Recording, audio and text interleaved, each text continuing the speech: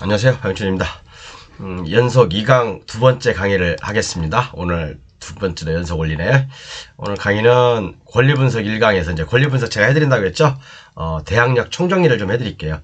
여러분들 대항력 사안마다 좀 약간 차이가 있거든요. 아마 오늘 강의를 들으시면 지금까지 궁금해했던 것들이 아마 싹 봄눈 녹듯이 녹을 거예요. 그렇기 때문에 오늘 강의는 좀 조금 실력이 있는 분들이라 하더라도 한번 들어봐 주십시오. 그러면 도움이 많이 될 거예요.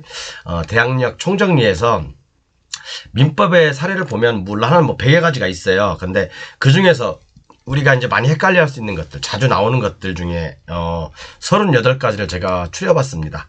그리고 이 중에 38가지 중에는 몇 가지, 한 6, 7가지는 정말 블루오션 중에 블루오션이 숨어 있어요. 근데 제가 뭐 그거 다 얘기할 시간이 될지 안 될지는 모르겠지만 일단 해보는 데까지는 해볼게요. 대항력은 이제 본 강의로 마무리 하실 수 있어요, 여러분들. 별로 어려운 거 아닙니다. 대항력이 뭔지는 아시죠? 그죠?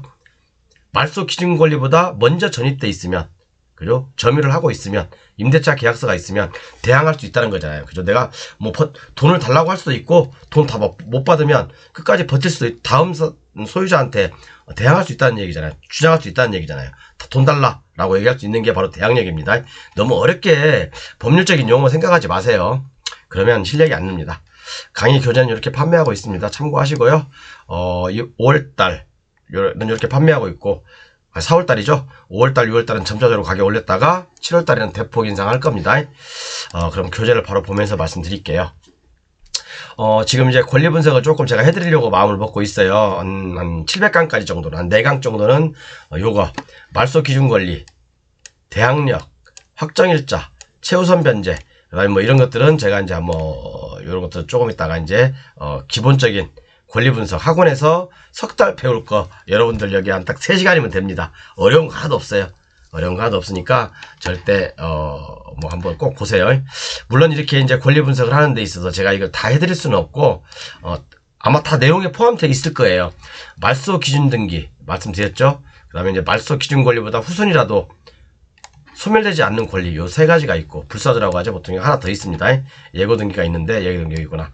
하나 더 있는데 이거 불사조라고 해서 말소 기준 등기보다 후순이라도 소멸이 안 되는 게 있어요. 그런 것들 한번 참고하시고 제가 이번 시간에 이거 하는 게 아니라 대항력에 대해서 얘기하는 거예요. 대항력. 대항력에 이제 우리 그 민법의 규정에 보면 몇 군데가 나와 있어요. 민법이나 주임법, 그다음에 상임법 이렇게 대항력에 대해서 이제 언급을 하고 있거든요.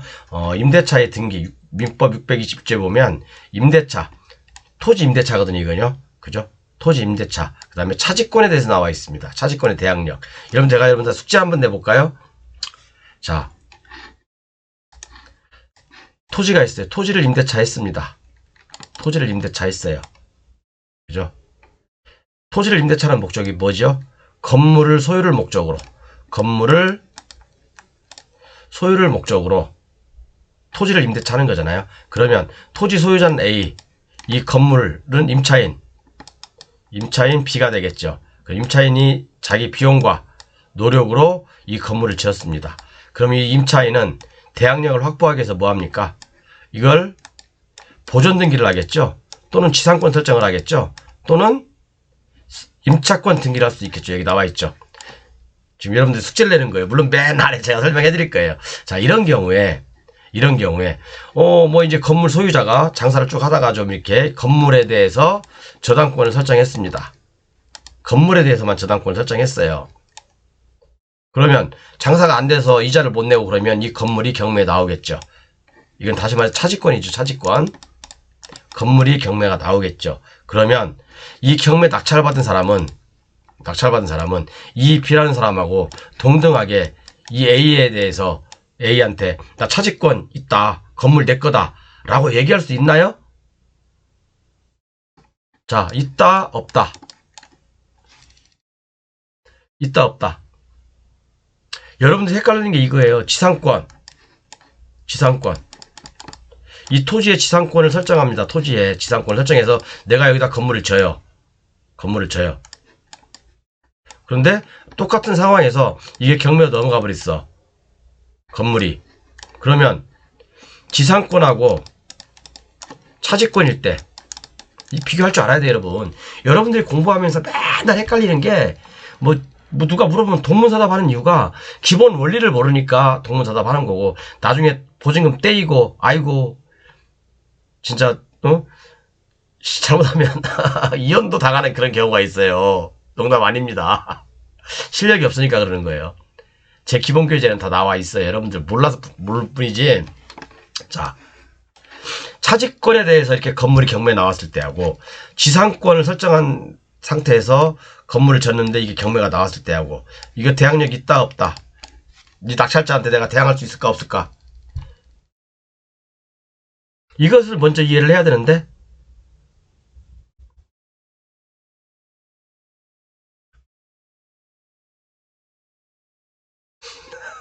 모른다?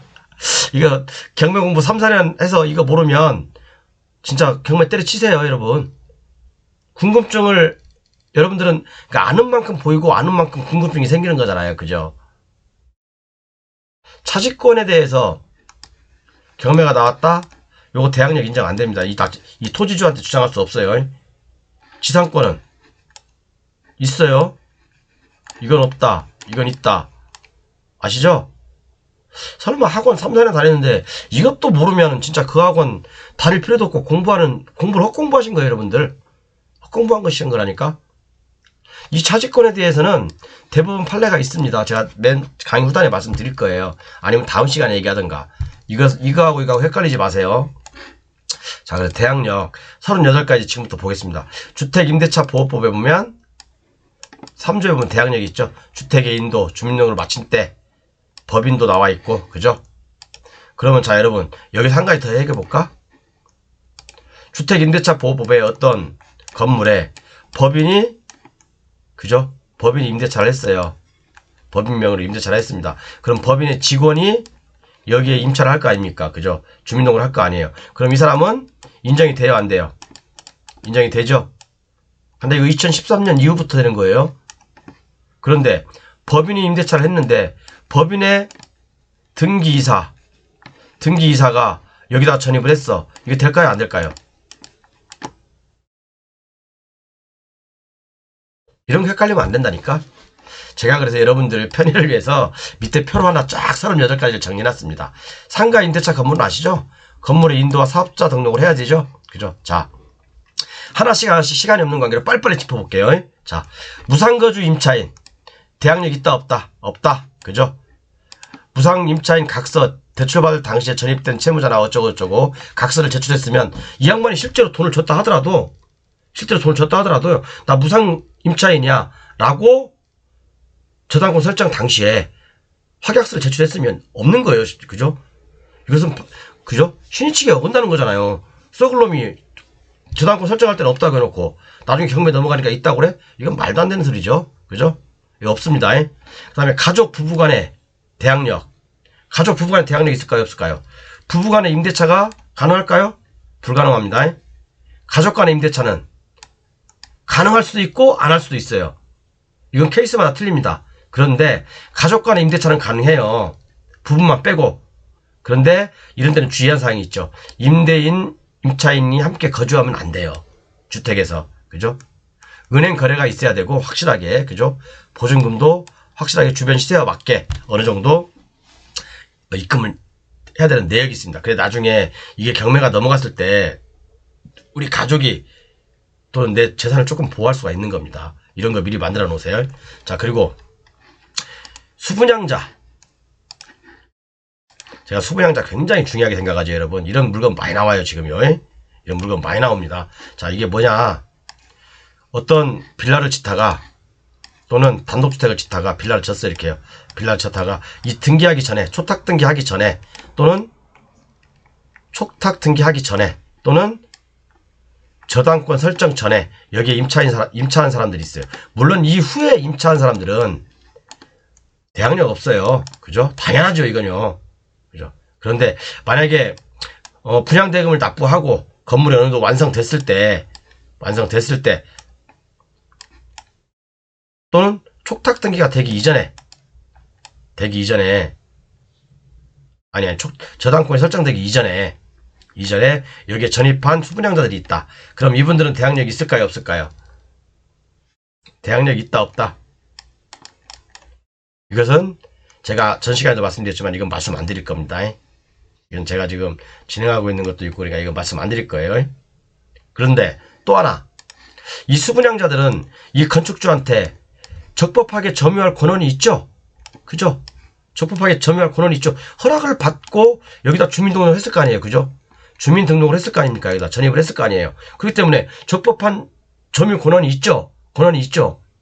그럼 이 수분양권자들한테 적법한 권한이 있는 수분양권자들한테 제3자가 임대차 계약을 체결했다면, 그죠? 수분양권자에게 임대차한 임차인, 이 임차인이죠. 이 사람은 대항력이 있을까요? 없을까요? 대항력이 있습니다. 이 사람은 대항력이 있어요.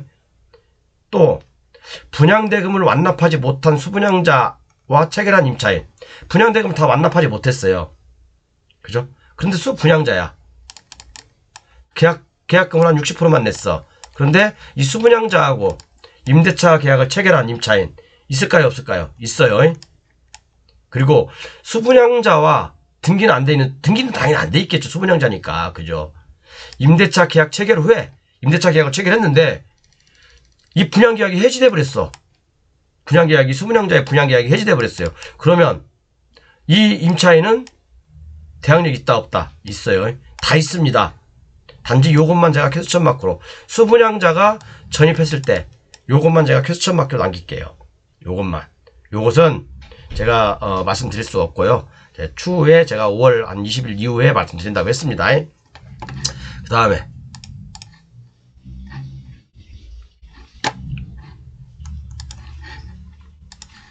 점유 개정으로 인한 전 소유자와 임대차, 그죠? 예를 들어서 이 건물이 A 거였는데 B로 바뀌었어. 그런데 조건이 A가 여기서 계속 임대차를 하기로 약정하고 이 소유권을 B한테 넘겼습니다. 그러면 이 전 소유자는, 그죠? 전 소유자는 언제 대항력을 취득할까? 이 B가 신소유자가 소유권을 이전한 다음날 대항력을 취득하는 겁니다. 이때 이 사람이 여기 최초에 뭐 건물 사기 위해서 전입한 날이 아니에요. 이런 것도 경매만큼 많이 나와요, 여러분들. 전 소유자가 오래된 사람들이 있어. 오래된 사람이 있는데 그 사람이 전입일자가 있어. 그러면 사람들이 야, 이 사람 뭐 장기 임차인이야 뭐야 라고 생각할 수 있지만 이 등기부를 떼보면 금방 나옵니다. 그죠? 또 중요한 거 하나 있죠, 여러분. 제가 제2의 빌라왕 탄생을 예고한다 라고 해서 요거 임차권 등기명령 임차인은 당연히 대항력 있죠. 그죠? 그런데 자, 저당권 여기 들어왔어.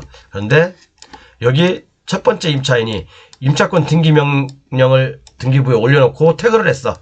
이 사람은 당연히 대항력 있죠. 그런데 이 이후에 임차한 B, 새로운 임차인 B, 이 사람은 대항력이 있을까 없을까? 제가 뭐라고 했습니까? 있다고 했죠? 단지 우선 변제권만 없다. 그냥 다 우선 변제권이 뭐예요? 최우선 변제권만 없다. 그겁니다. 요것은 제 강의, 유튜브 강의, 제 유튜브 지금 91만 명이 조회하고 있습니다. 그죠? 어마어마하죠? 조회수, 누적 조회수 91만 명. 원래는 5월달에 제가 100만 명 채우려고 했더니 100만 명이 아직 안 되네. 제가 좀 일주일 동안 더 게을러서 그래요. 여기 제 강의를 보면, 아까 요거 보면 여러분들 이 두 강의 꼭 보세요. 이 두 강의 꼭 보시면 여기에 답이 나와 있습니다. 이걸 또 설명하려면 내용이 굉장히 기니까 제가 설명을 안 하고 이 강의로 대체 두 개를 하겠습니다. 요 강의 두 개, 691강, 690강, 이 두 강에 자세히 설명되어 있으니까 꼭 시청하시기 바랍니다. 그래서 이 임차권 등기명령 임차인은 당연히 보호를 받죠. 선순위라면. 그리고 임차권 등기명령 이후에 또 다른 임차인이 생길 수가 있잖아요. 집이 깨끗하니까 누군가 거기다 또 전입을 할 거 아닙니까? 임대를 할 거 아니에요. 건물주 입장에서 건물을 돌리면 뭐합니까? 또 공인중개사 입장에서도 건물 깨끗하고 임차권 등기명령이 돼 있는데 그 사람이 나가버렸잖아요. 점유를 안 하고 있잖아. 그럼 거기다 또 임차인을 넣는다고요. 선순위로. 그럼 이 사람은 대항력이 있죠. 당연히. 이혼한 부부의 대항력, 이것은 언제 생길까? 뭐 다 아시는 내용이니까 이건 보시고, 재외동포하고 그 다음에 외국인이 있는데 여러분, 재외동포하고 벌써 14분이 가버렸네. 아, 너무 시간 빨리 가네. 외국인이 있는데, 그죠? 이 사람들은 대항력은 언제 인정될까? 그것도 확인해 봐야 돼요. 그죠? 여기 대법원 판례가 있는데, 외국인 또는 외국 국적 동포, 재외동포죠? 그죠? 재외동포는 외국인 등록이나 체류지 변경 신고 또는 국내 거소 신고나 거소 이전 신고를 한 경우에 주민등록과 동일한 법적 효과가 인정되는지 여부에서 적극. 언제라고 그러면요? 외국인 등록이나 체류자 변경 신고 또는 국내 거소 신고나 거소 이전 신고를 한 때를 대항력 인정 시기로 보는 겁니다. 이 대법원 판례에 나와 있어요. 그러다 보니까 외국인의 대항력은 똑같아요. 내국인과 외국인이 나오는데, 내국인은 당연히 주민등록과 전입신고를 한 때가 대항력 인정되겠죠. 그렇지만 외국인은 외국인 등록 또는 체류지 변경 신고 또는 국내 거소 신고나 뭐 거소 이전 신고, 이때가 바로 대항력 취득 시점이다. 그거 꼭 기억하세요. 우리가 특히 정왕동이나 뭐 안산시 또는 다른 시에 보면 외국인들이 많이 살고 있어요. 지금은요. 그죠? 우리나라 전 인구의 뭐 5%가 벌써 7%인가? 7%가 벌써 외국인이지 않습니까? 우리나라는 이미 다문화 국가예요. 그죠? 다문화 국가다 보니까 외국인들도 이미 관가할 수가 없습니다. 법인의 임대차. 제가 아까 서두에 말씀드렸죠? 법인의 임대차. 회사가 임대차하고 개인이 들어오는 경우죠. 그죠? 2013년 이전에는 없었어요. 대항력이. 그렇지만 2014년 이후부터 회사가 지정한 사람을 거기에 전입시키면 대항력이 인정되는 겁니다. 그죠? 그런데 만약에 그 직원이 거기서 계속 살 수는 없잖아요. 한 직원이 뭐 어떤 부서 이동도 할 수 있기 때문에 또 다른 직원이 들어올 수도 있잖아요. 그죠? 자, 그러면 대항력 취득 후 계속해서 직원이 바뀌어서 다른 사람이 전입하게 되면 다른 사람이 전입한 날이 대항력을 취득하지만, 그 다른 사람이 저당권보다 후순위로 전입했다면 당연히 없겠죠. 그죠? 대항력이 없죠요. 최초 전입자가 저당권보다 선순위라면 대항력이 없다라고 돼 있죠. 그 다음에 한 가지 아까 설명해 드렸지만, 그 법인의 회사에 임원이 전입한 경우는 어떻게 되겠어요? 등기이사죠. 등기이사. 임원. 제가 좀 가로치고 등기이사라고 좀 할게요. 등기이사가 전입한 경우는 어떻게 될까요? 인정 안 됩니다, 여러분. 그죠? 확인하셔야 돼요, 나중에. 그죠? 요거까지 확인하면 더 완전 더 땡큐죠. 더 좋은 거죠. 그죠? 그 다음에 LH공사 직원이 입주하는 게 아니고 LH공사가 보증하는, 아이고 뭐야 이거, LH공사가 이제 입주하는 경우가 있잖아요. 임차인을 드리는 경우가 있잖아요. 그죠? LH공사 직원이 입주하는 게 아니고 LH공사가 보증하는 임차인이 들어가는 경우에 대항력이 있죠. 그러니까 예를 들어 이거예요. 아까 이제 위에 표를 정리한 건데, 법인의 대항력 2013년 전에는 없었어요. 그렇지만 2014년 이후에는 이게 생긴 거죠. 그 다음에 LH는 2013년 이전에도 있었어요. 그죠? 2014년 이후도 계속 있었고, 그렇기 때문에 LH공사가 그죠? 보증하는 임차인이니까, 이 보증하는 임차인이 들어가는 경우가 있잖아요. 그죠? 보증하는 임차인이 들어가는 경우에는 대항력이 있다. 이렇게 보시면 돼요. 대항력 포기물건 요즘 유행하죠, 여러분. 이거 대항력 포기물건. 그죠? 왜냐면 선순위 임차인으로서 허그가 특히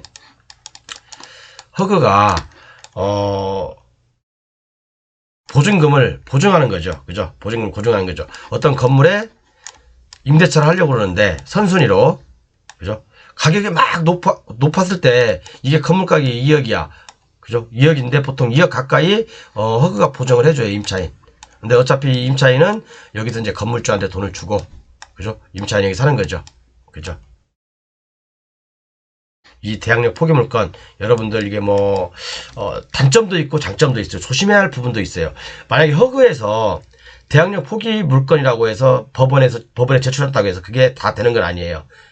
법원에 승낙이 있어야 됩니다. 승낙이 없이, 그런 것들도, 그죠? 법원에 승낙이 없이 만약에 이 대항력 포기물건을 받았다고 한다면 문제가 될 수 있습니다. 물론 법원에서 인정해 주겠죠. 자, 그리고 또 하나. 요거. 토지와 건물의 말소 기준 권리 일자가 다른 경우에 임차인의 대항력은 뭡니까? 토지와 건물. 다른 경우. 뭡니까? 임대차는. 건물을 기준으로 하는 거죠. 건물을 기준으로 말소 기준 권리를 정합니다. 대항력 여부를 정합니다. 그 다음에 전세권자로서 전입과 확정일자를 경비한 경우. 예를 들어서 우리가 이제 선순위로, 오늘도 어느 분이 저한테 상담을 했는데, 선순위로 전세권도 있고, 또 불안하니까, 원래 전세권만 할 수도 있는데, 그죠? 나중에 이제 돈을 다 못 받을 수 있으니까, 여기다가, 전입도 했어요. 전입도 했고, 확정일자도 받았어요. 물론, 전세권 계약서에, 그죠? 등기 필증에, 사용인을 받았겠죠. 등기소에서. 그죠? 그러면, 전입도 하고, 여기다 확정일자도 받았고, 점유도 해놨어, 이렇게. 그죠? 그러면, 이게 어떤 건물이 경매가 됐을 때, 전세권에서 배당을 다 받지 못하면, 이 임차권으로도, 그리고 대항력 있는 선순위 전입 일자로 가지고도 후순위 경락자에게 대항할 수 있다. 그 내용입니다. 좀 밥을 하고 있나 보네. 그 다음에 이제 뭐 이거 병합사건에서 임차인의 대항력. 제가 이것이 뭐냐면 병합사건에서 임차인의 대항력, 요것은 요거에서 설명해놨습니다. 이걸 참고하십시오. 692강 참고하세요. 그 다음에 여러분, 그 유치권자와 임대차 임차인은 대항력이 있을까요, 없을까요? 유치권자가 임대차를 냈어. 대항력이 있을까요, 없을까요? 없어요. 그죠? 유치권자는 임대할 권한이 없어요. 허락을 받기 전에는. 그죠? 대법원이 아니, 판결도 있습니다. 사람들은 그것도 헷갈려 하더라고요. 그죠? 유치권자가 임대차 하면 그것도 합법인가? 건물이니까? 아닙니다. 유치권자한테 임대차 한 것은 합법 아닙니다. 그것은 대항력 없어요. 그 다음에 무허가 미등기 건물의 임차인. 당연히 대항력이 있습니다. 주민등록을 마친 다음날 있죠. 시공사와 또는 시공사냐 시행사와 체결된 임차인. 요것은 사업마다 달라요. 그죠? 시공사가 원시취득자냐, 정당한 원시취득자냐, 아니면 시행사가 정당한 원시취득자냐에 따라서 대항력이 어느 사람하고 체결되는지에 따라 다릅니다. 이것은 원시취득자가 누군지에 따라서, 그죠? 그 임대차의 권한인 여부에 따라 다르다고 제가 들었는데, 원시취득, 그러니까 건물의 원시취득자, 소유자, 진정한 소유자와 계약을 맺어야지 대항력이 있습니다. 신탁자와 수탁자, 이건 뭐 다 알고 있는 내용이죠. 그 다음에 상가의 대항력. 이것은 뭐 당연하죠. 사업자 등록증과 점유를 하고 있을 때 대항력을 취득하는 거죠. 26번째. 우리가 이제 상가의 경우에 채무자의 배우자가 임대차하는 경우가 있거든요. 이런 경우도 인정됩니다. 그 다음에 저당권 이후에 증액된 임차보증금. 저당권 이전에 증액된 임차보증금에 대해서는 당연히 인정을 하죠. 그렇지만 저당권 이후에 증액된 임차보증금에 대해서는 증액된 만큼 인정 안 합니다. 이해가시죠? 그 다음에 건축물 대장과 등기부 등본상에 기재된 호수가 다를 경우, 그죠? 대항력을 인정받을 수도 있고 못 받을 수도 있고, 이거 사업마다 다릅니다. 그 다음에 임차인의 주소 기재 오류, 그죠? 다가고용인지 다세대인지 약간 이것도 틀립니다. 제가 방금 전 시간에 설명해드렸고 위에서. 그 다음에 세대 합가인 경우, 세대 합가 임차인이 세대주인 경우, 세대주의 주민등록이 전입 절차를 늦지만 다른 세대원이 이게 뭔 말이냐면, 그러니까 뭐 아버지가 있고 아내가 있을 거고, 부인이 있을 거고, 아들이 있을 거고, 딸이 있을 거고, 그죠? 근데 세대주는 아버지잖아, 그죠? 세대주 아버지가 전입을 하지 않고 뭐 딸이 전입을 했다? 그래도 이 세대주가 대항력이 인정된다 이거예요. 그죠? 그 말입니다. 가족이니까. 그죠?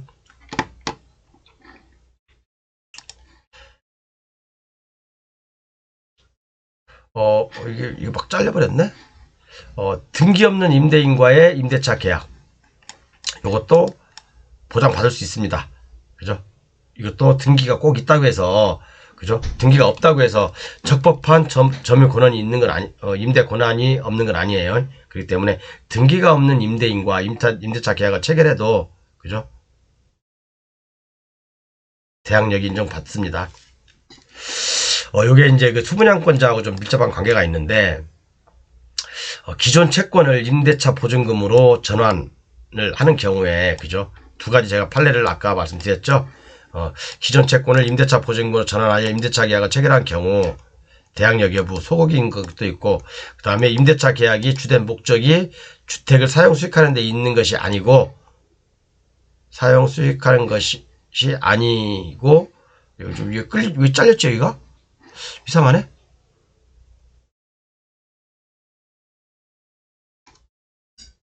이게 제가 가로로 해서 그런가 봐요. 잘렸는데, 어쨌든 이 판례 번호 제가 있으니까, 그죠? 참고하시고요. 그 다음에, 소유권을 취득하였다가 계약 해지로 인하여 소유권을 상실하게 된 임대인으로부터 임차받은 임차인, 당연히 이것도 보장받습니다. 지위를 승계해서 받습니다. 소유권 이전과 저당권이 같은 날이라면, 어떤 사람이 빠를까요? 접수번호 순이에요. 그리고 임차인과 저당권은 당연히 저당권이 우선이죠. 임차인은 그 다음날 0시부터 대항력을 취득하고, 소유권, 이게 여러분들 이런 것도 헷갈려요. 소유권과 저당권 또는 임차인과 저당권, 이게 좀 헷갈리죠? 헷갈리지 마세요, 이런 거 가지고. 임차인은 다음날, 소유자는 동등이다. 왜? 같은 물건이기 때문에. 요건 임차인은 채권입니다. 그렇기 때문에 다음날 0시부터 효력이 발생하는 거예요. 그 다음에 차지권과 대항력이 있는데, 여러분, 차지권과 대항력, 아까도 설명드렸지만, 요건 제가 다음 시간에 할 거예요. 그 다음에 지상권과 대항력, 요것은 제가 좀 설명할 한 10분 정도 걸리니까 다음 시간에 하겠습니다. 요렇게 해서 이제 37가지의 대항력에 대해서 한번 알아봤는데, 요 차지권과 대항력, 그 다음에 지상권과 대항력, 케이스마다 틀립니다. 예를 들어서 건물이 이렇게 있어, 위에 건물이 있어, 또는 이렇게 하나 있고 이렇게 있어. 자, 이건 차지권이고, 토지 임대차죠. 요것은 지상권이야. 지상권을 통해서 건물을 지었고, 이것은 차지권, 토지 임대차를 통해서 건물을 지었어. 그런데 이 건물이 각각 경매에 나왔어요. 차지권, 이것은 건물이 나오면 낙찰받은 사람은 이 토지주한테 대항할 수 있냐 없냐. 그리고 이 지상권일 경우 낙찰받은 사람은 이 토지주한테 대항할 수 있냐 없냐, 이 차이거든요. 여러분들 어떻게 생각하십니까? 다 똑같아요? 똑같아. 이거 차지권에서 이런 거 대박 날 수도 있어요. 지상권이 대박 날 수도 있고. 그렇죠? 나머지 임차권, 이거 대항력은 대충 알아도 되는데, 요것만큼은 확실히 짚고 넘어가십시오. 다음 시간에. 감사합니다. 뭐지? 요거야. 다음에 몇 강이냐?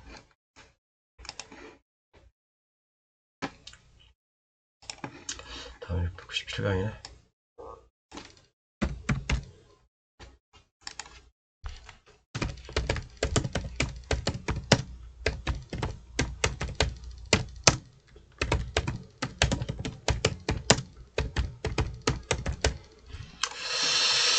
아...